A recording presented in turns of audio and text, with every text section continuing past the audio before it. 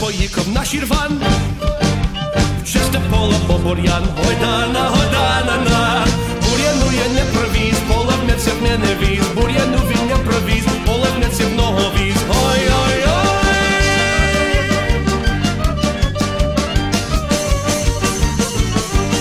Ані колес, ані шпиц, повна фура молодець. Гойдана, гойдана-на, молодець і сілував, по деревні дарував, молодець і сілував, по деревні дарував. Уха-ха.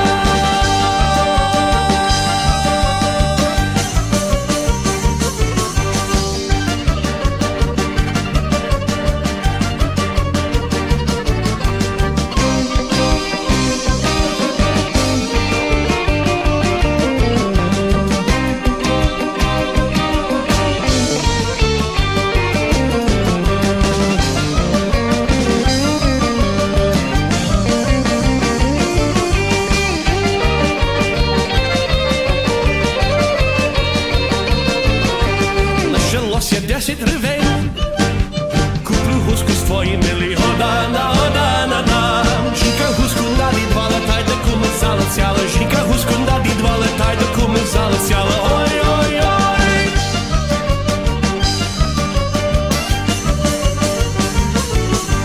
Прийшла жінка від кума, чоловіче я слаба. Ой, дана, ой, дана-на, чоловіче я слаба, болить мене голова. Чоловіче я слаба, болить мене голова. Уха-ха.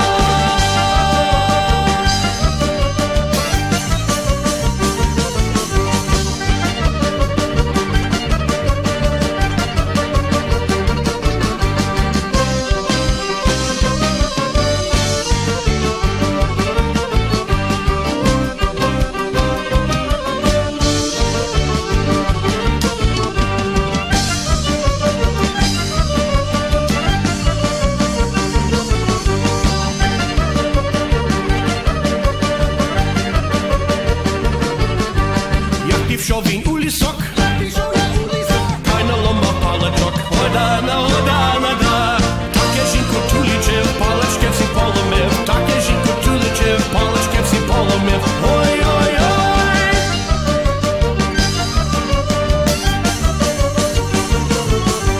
Не поїду на Шірван, чисте поле по бур'ян. Годана, годана-да, бур'яну не хочу рати, буде жінку доглядати. Бур'яну не хочу рати, буде жінка доглядати. Уха-ха.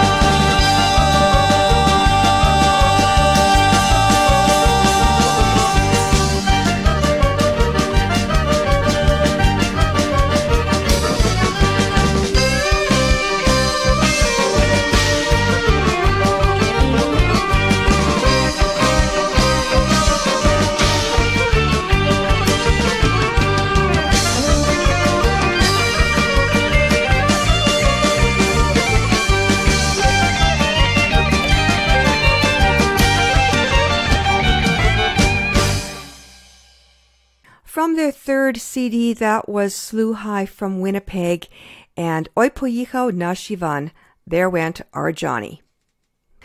Вітаю вас всіх, дорогі радіослухачі, на радіопередачу «Наш Холос» радіо українського коріння, яка подається у місті Ванкувері щосуботи о 6 годині вечора на радіостанції AM 1320 CHMB, у місті Nanaimo кожної середи з 11 до 13 години на хвилі CHLY 101,7 FM і по всьому світі по мережі PCJ Радіо Міжнародному.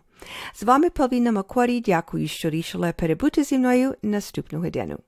Hello there and welcome to Nash Holos Ukrainian Roots Radio, coming to you Saturdays at 6 p.m. on AM 1320 CHMB, Vancouver, Wednesdays from 11 a.m. to 1 p.m. on CHLY 101.7 FM in Nanaimo, and around the world on AM, FM shortwave and satellite radio via PCJ Radio International. I'm your host, Paulette Demchik-McQuarrie, Pokrinske Pavlina, and I'm delighted to have you with me. We've got a great program lined up for you. From the Nash Holos Audio Vault, Ukrainian food flair and a very seasonal recipe, as well Ukrainian Jewish heritage and an interview with an amazing American author who specializes in the restoration of Jewish heritage sites in Eastern Europe. We've also got our usual proverb of the week, other items of interest, and great Ukrainian music. And coming up next, a Ukrainian group by the name of Dzvone, and a song that was quite popular, going back a couple decades now, is called Smereka, which translates as spruce tree, but it's really a song about a girl.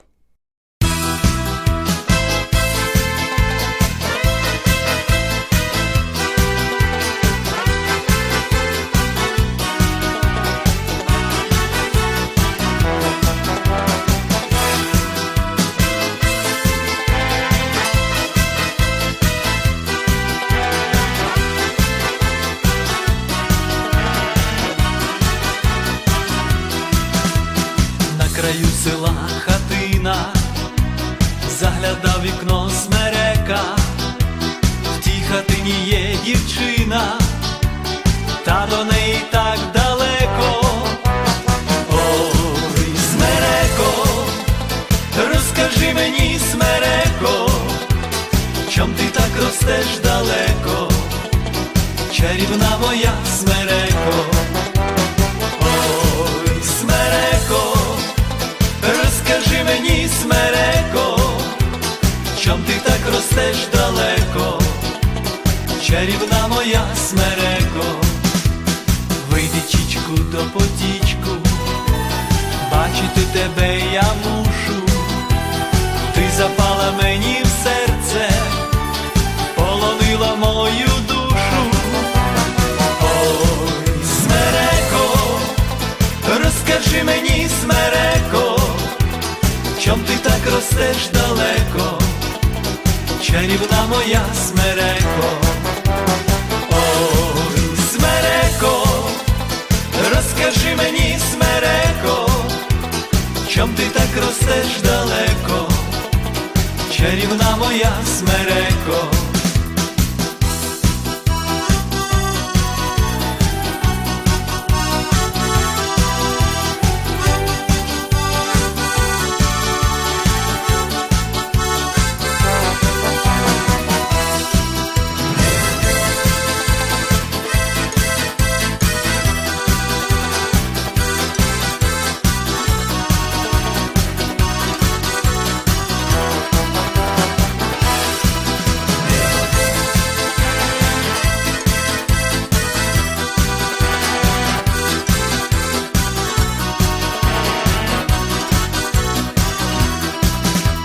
Вже Карпати осінь крила, полонину всю манила, лиш дівчину свою любу ми з тобою не зустріли. Ой, смереко, розкажи мені, смереко, чом ти так ростеш далеко, чарівна моя смереко. Ой, смереко, розкажи мені, смереко, чом ти так ростеш далеко, чарівна моя смереко. Ой, смереко, розкажи мені, смереко, чом ти так ростеш далеко, чарівна моя смереко. Ой, смереко, розкажи мені, смереко, чом ти так ростеш далеко, чарівна моя смереко. Роздягайте, хлопці, коні, та лягайте спочивать, а я піду в сад зелений, сад криниченьку копать. Маруся, раз, два, три, калина чорнява, я дівчина, саду ягоди брала. Маруся, раз, два, три, калина чорнява, я дівчина, саду ягоди брала. Маруся, гей,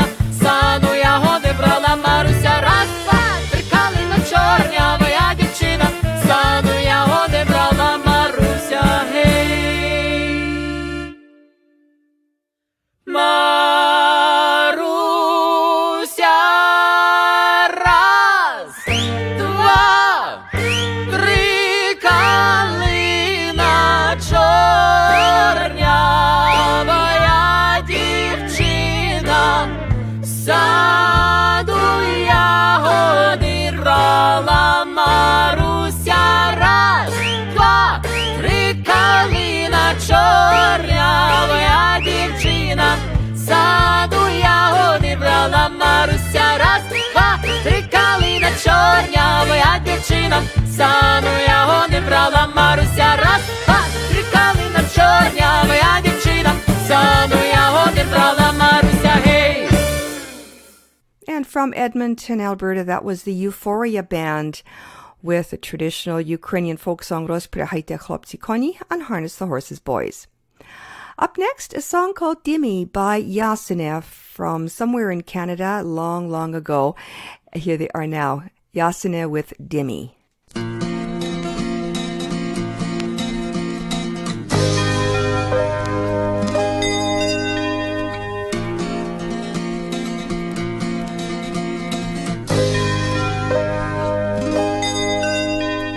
Десь на далекій країні зустрів я дівчину Дімі.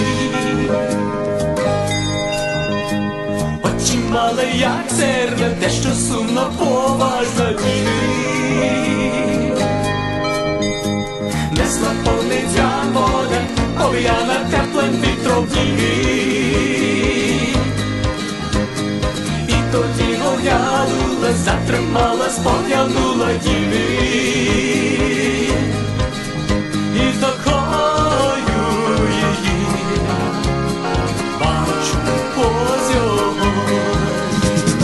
Хотів би я подарити увесь світ, усі зірки і вінок світів, зелень лугів і потоки гірські, і неспокій мій.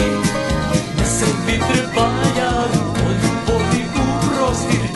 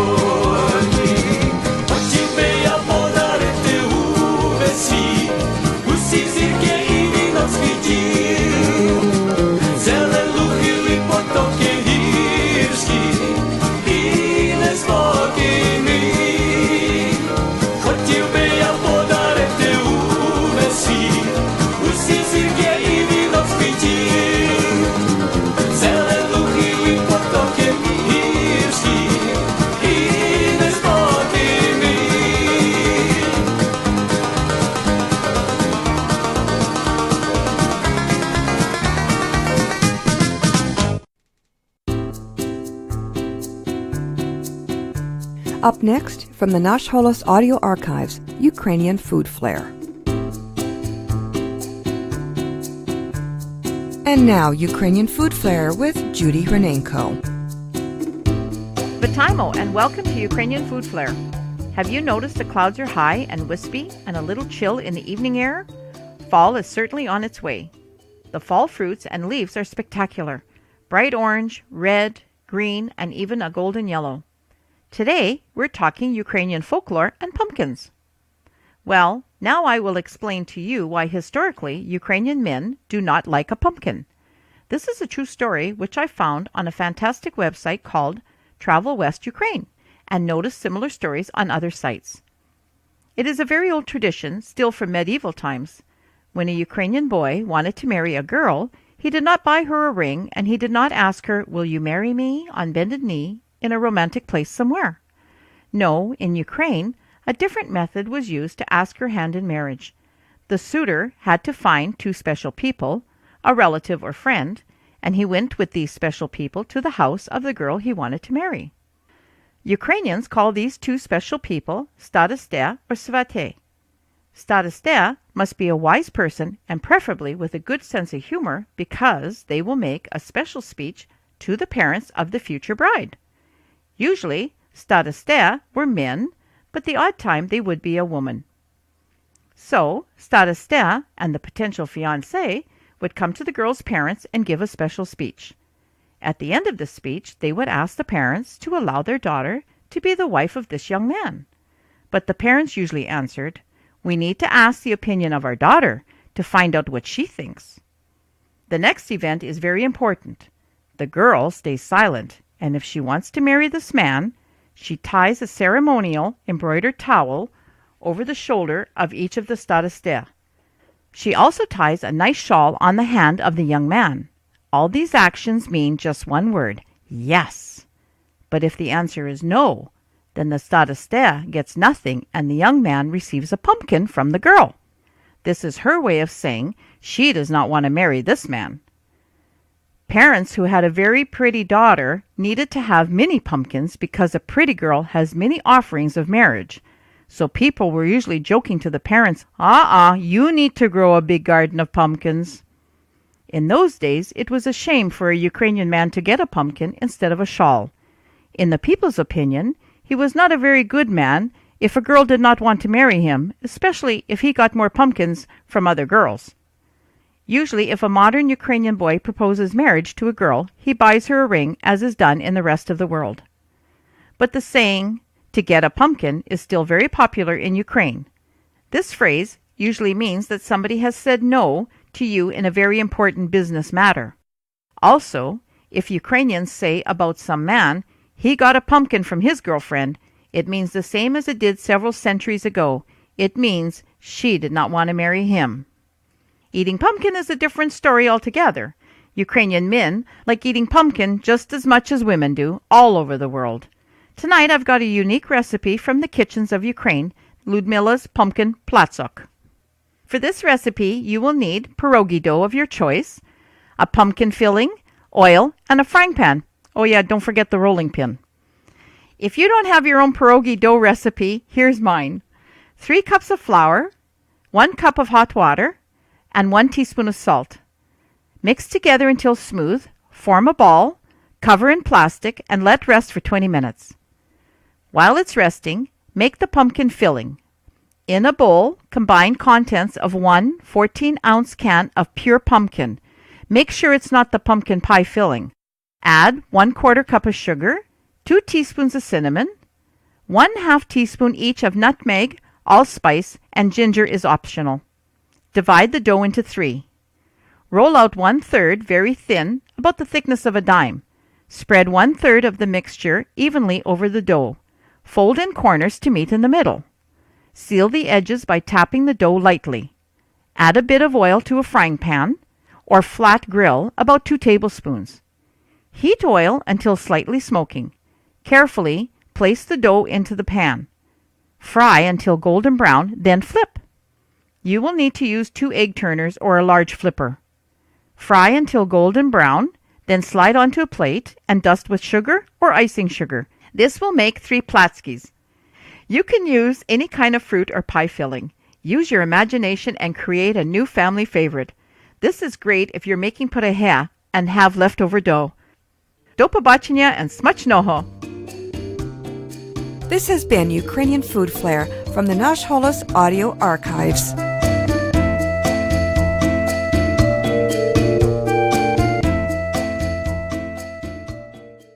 Ви слухаєте радіопрограму «Наш голос» Радіо Українського коріння, котра подається вам на хвилі CHLY 101.7 FM у місті Nanaimo. Говорить Павліна. You're listening to Nash Holos Ukrainian Roots Radio, broadcasting live at CHLY 101.7 FM in beautiful downtown Nanaimo. I'm your host, Pavlina.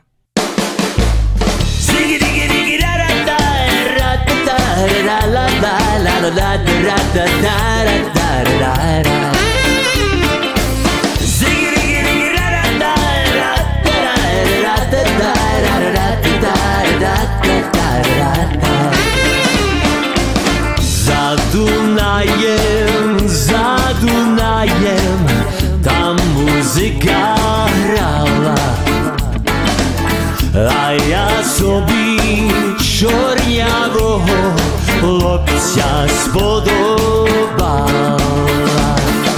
Ні Янічка, ні Павлічка, я ніяк не скочу, а за того Миколічка Дунай перескочу.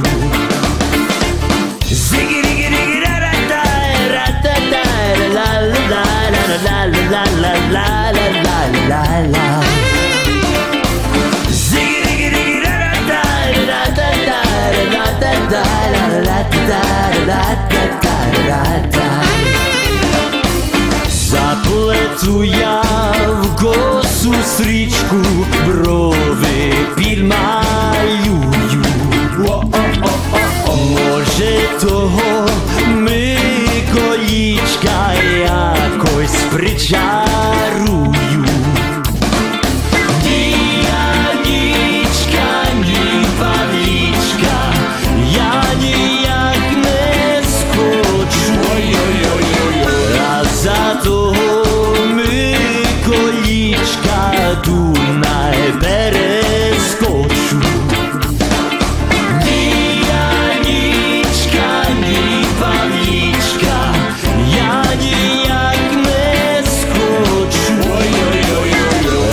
За того Миколічка Дунай перескочу.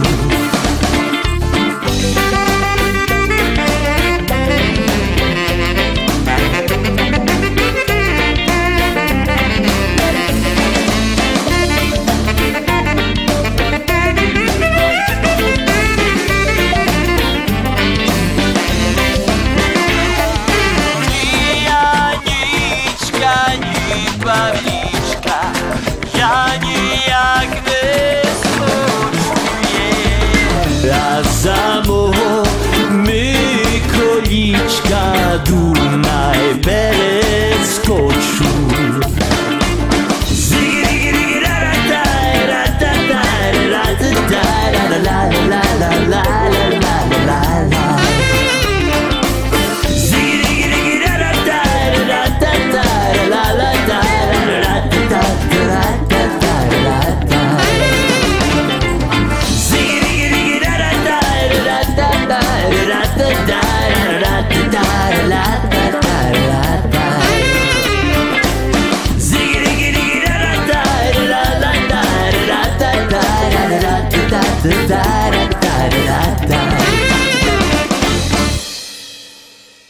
From Toronto, Ontario, that was Dunai from their most recent recording made a couple of years ago, 2015, I think now.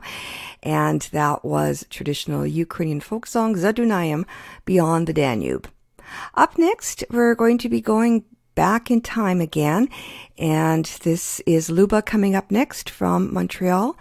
And traditional Ukrainian folk song, Zhitomate, a song all about rye, sort of.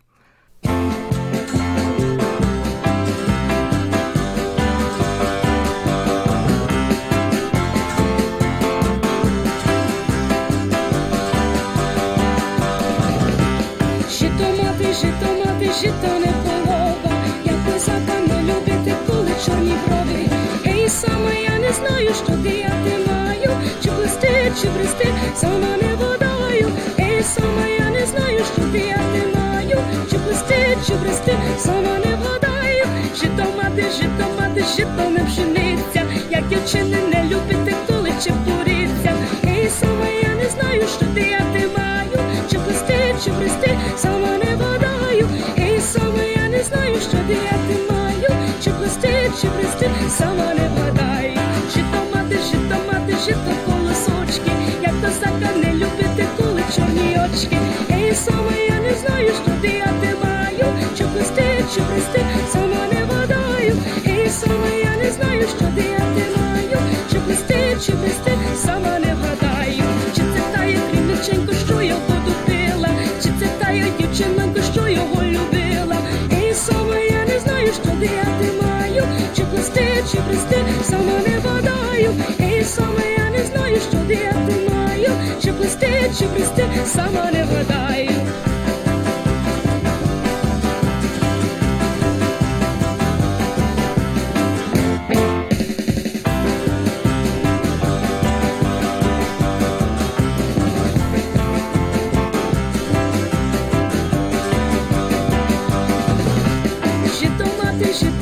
Жито не полова, як би завтра не любити, коли чорні брови.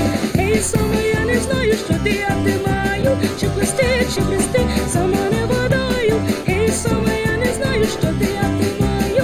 Чи брести, сама не вгадаю. And now for a look at Ukraine's rich Jewish heritage, then and now, brought to you by the Ukrainian Jewish Encounter based in Toronto, Ontario. This is Pavlina, producer and host of Nash Holos Ukrainian Roots Radio. Ruth Ellen Gruber is an American journalist, author, editor, and researcher. She has published and lectured widely and has won several awards for her work on Jewish heritage and contemporary Jewish issues in Europe. Her book, Jewish Heritage Travel, A Guide to Eastern Europe, was first published over 25 years ago and is still considered the most complete Jewish travel guide to the region. We first learned about Ruth and a bit about her work last year in an episode here on Ukrainian Jewish Heritage dealing with dark tourism, which involves travel to places historically associated with death and tragedy. Ruth's work, however, sheds light on Jewish heritage sites with the goal of keeping alive the memory of Jewish life in Europe through the restoration of physical reminders. Despite an insanely busy schedule, Ruth Ellen Gruber graciously agreed to share some of her thoughts about her work, the changes she has observed, and what it all means for the future. I caught up with her by phone at her home in Italy.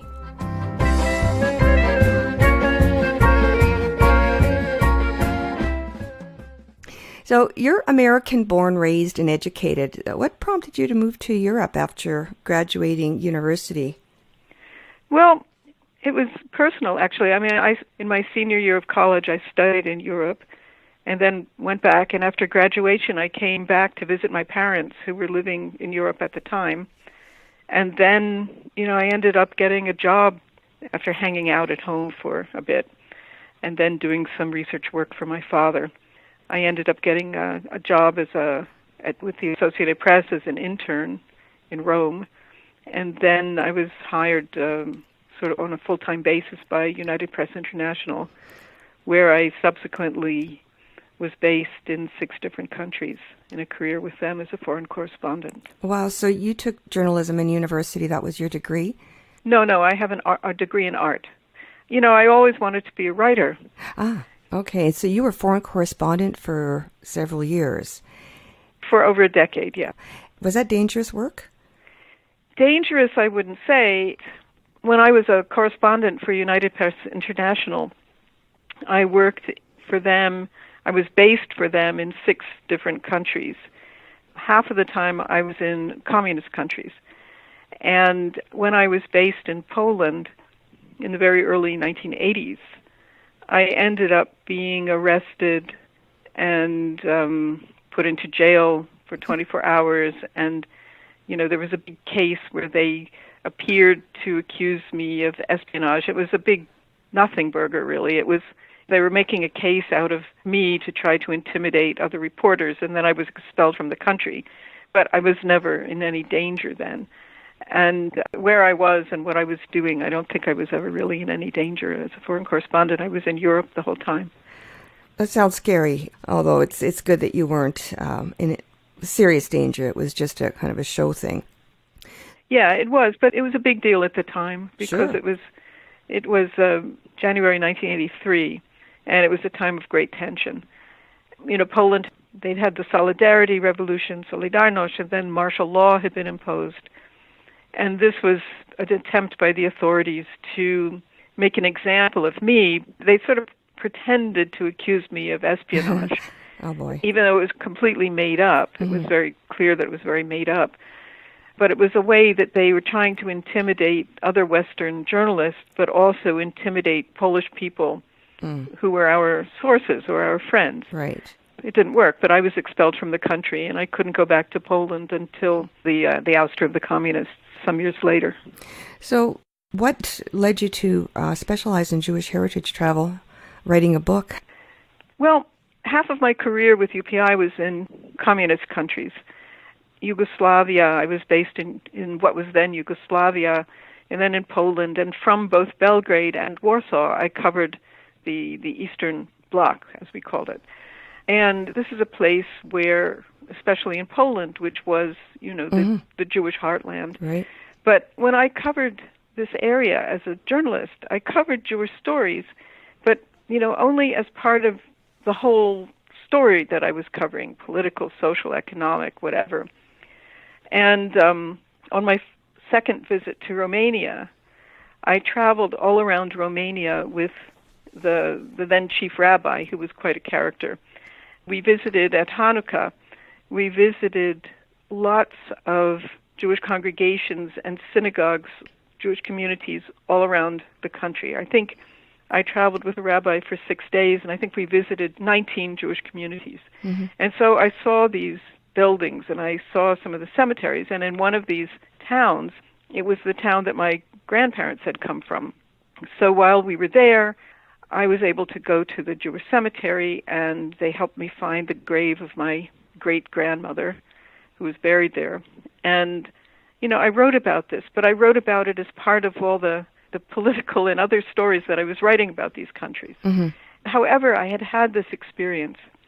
And then about a decade later, at the end of the 80s, when the wall was coming down, my brother had just become the founding director of what was called the Jewish Heritage Council of the World Monuments Fund.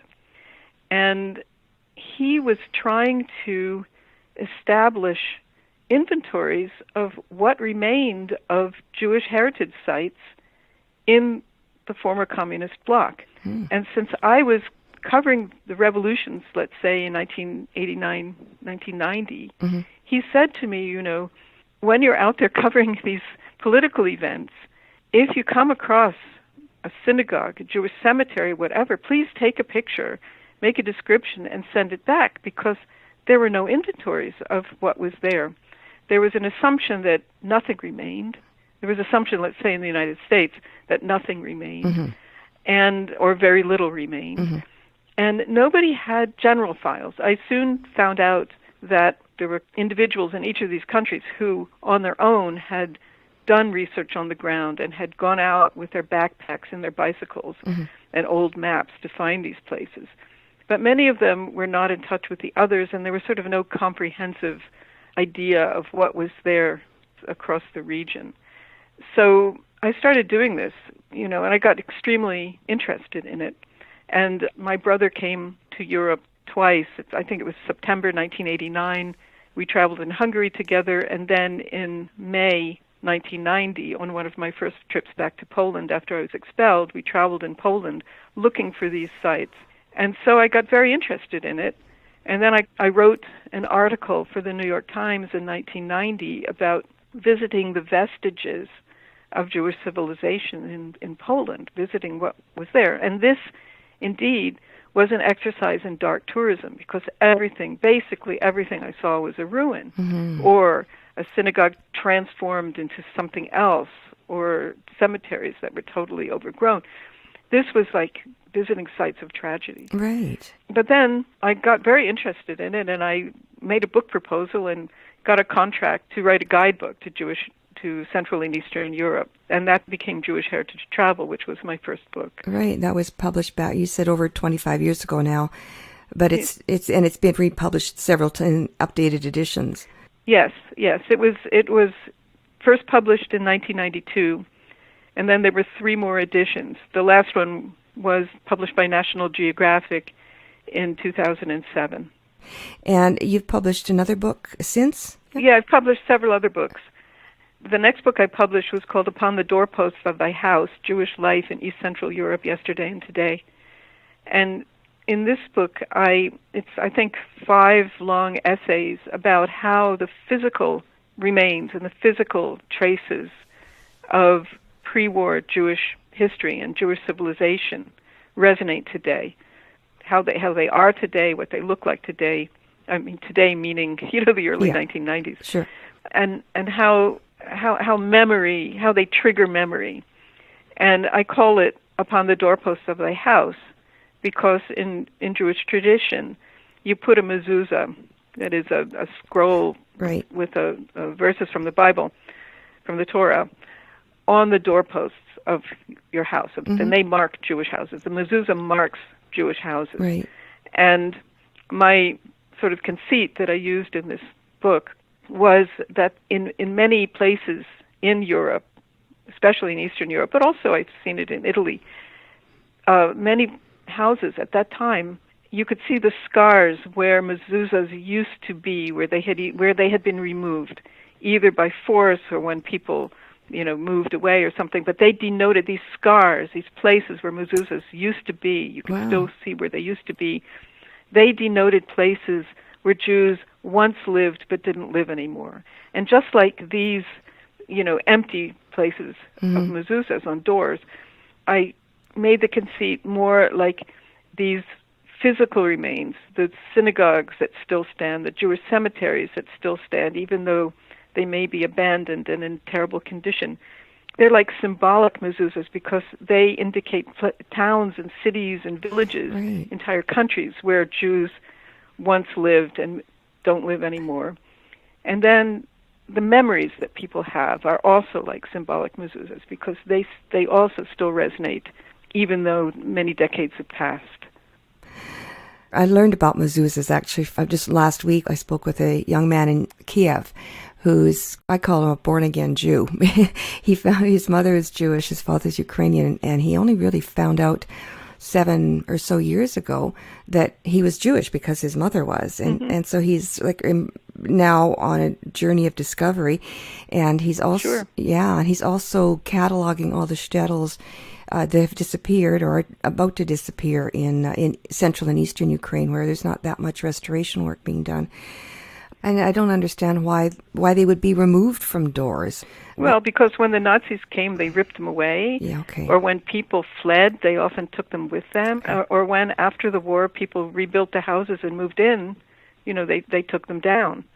There weren't Jews living there anymore, so they took them down. Those are the 3 main reasons that they wouldn't be there anymore. Right, yeah. I've been speaking with Ruth Ellen Gruber, an American journalist, writer, editor, and researcher now living and working in Europe. She is the author of several books, including Jewish Heritage Travel, A Guide to Eastern Europe, and Upon the Doorposts of Thy House, Jewish Life in East Central Europe. In part 2 of this interview next week, we discuss her other books, a website she runs that collates information and news about Jewish heritage sites in Europe, as well as her work in Ukraine. I hope you'll join us next week. Thank you for listening today. I'm Pavlina, producer and host of Nash Holos Ukrainian Roots Radio. Until next time, shalom.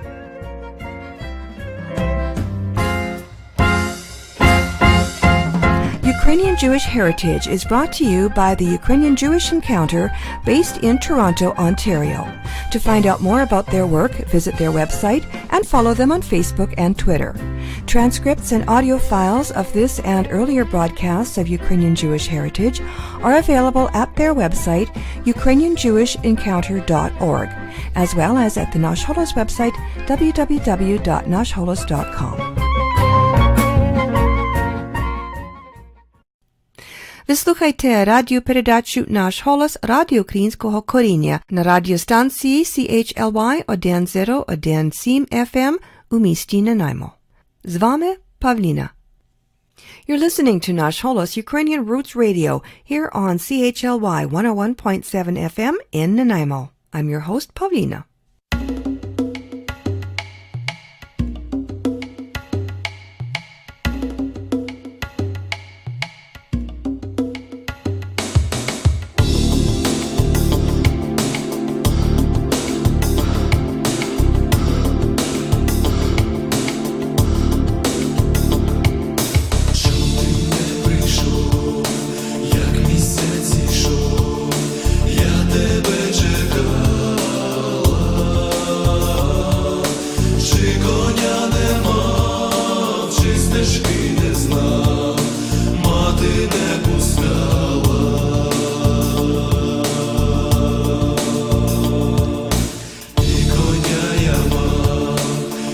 стежку я знав, і мати пускала, молодша сестра, болей не зросла, всі венце сховала.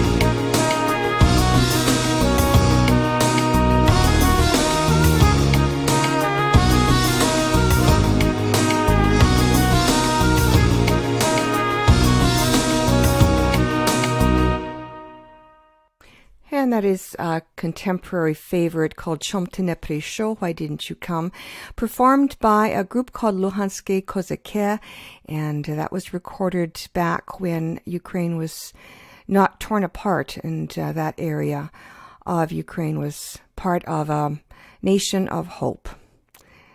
Again, Luhanske Kozake with Chom Ty Neprišo.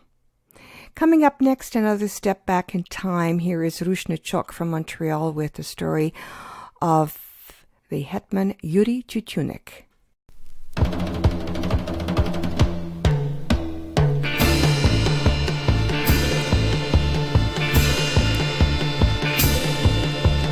Гарматним димом розкотилися луни, і вітер серпами гуде.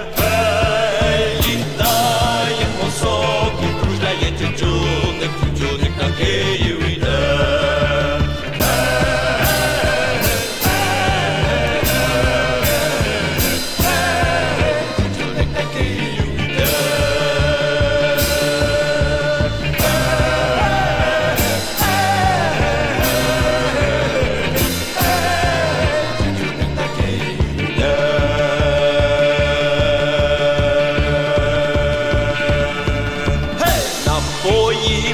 коні синього дому, самі нап'ємося з Дніпра. Гей, у Києві ворог і шаху колони, героїв чекає сестра.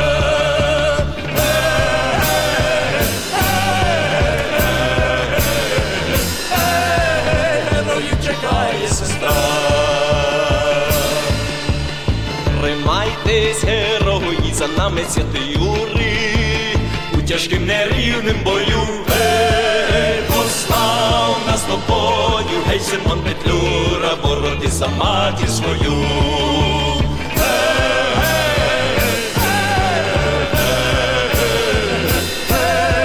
Бороти за матір свою. Нерівнім бою потремтіли гармати, і кулі степами прогули.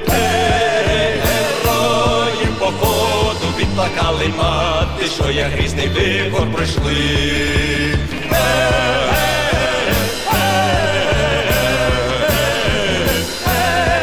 Що як грізний вихор пройшли. Ей, прийде пора і година розплати, для ворога нагло впаде. Ей, з мільйонами стане під Київ карати, тютюник Сибіру прийде.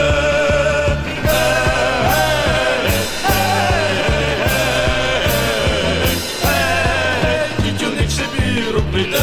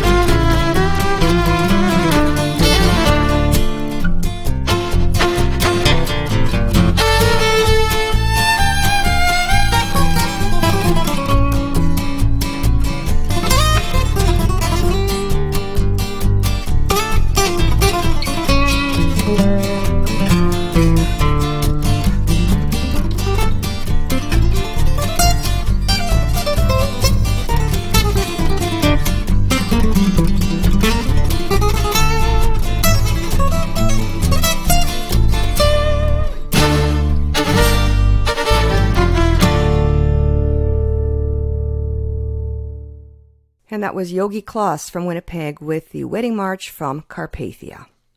Цю годину була з вами Павліна. Нагадую, ви слухаєте радіопрограму «Наш голос», радіо нашого коріння. Залишайтеся з нами наступну годину. Далі передаю мікрофону Оксані. Запрошую послухати трохи про історію і традиції розповість Оксана. Але перед тим я хочу залишити вас такими словами мудрості. Jakie zerno zasiewaєш, taке I plід pozbираєш. And our proverb of the week is, whatever seed you plant, such also will be your harvest. Well, our time is about up, so to take us to the end of our program, we have the D Drifters 5 from Winnipeg, I think, again, a long time ago, in a traditional Ukrainian folk song, Oh, How I Love Peter. And with that, we've come to the end of the first hour of Nash Holos Ukrainian Roots Radio here on CHLY 101.7 FM in Nanaimo. Please stay with us as Oksana takes over the microphone to host the next hour. Meanwhile, please join me here again next Wednesday from 11 a.m. till 12 noon. And until then, do stay in touch with both Oksana and me via our Facebook page and Twitter. If you're able to catch the live transmission of the show, make sure to use the fantastic new media player at www.chly.ca. If you miss the live transmissions of any show, you can always catch the podcast. There's a media player as well as a link to the Nash Holos podcast feed at our website, www.nashholos.com. We're also on Mixcloud along with the other fine programs here on CHLY 101.7 FM. So stay tuned next for the Nash Holos Ukrainian Hour with Oksana, followed by Wellness Wednesday to learn how to be healthy naturally. And at 2 p.m., join Gord Bibby for 2 hours of great oldies on Groovin' with Bibby G. I'm Pavlina. Thanks so much for listening. Do zустрічі.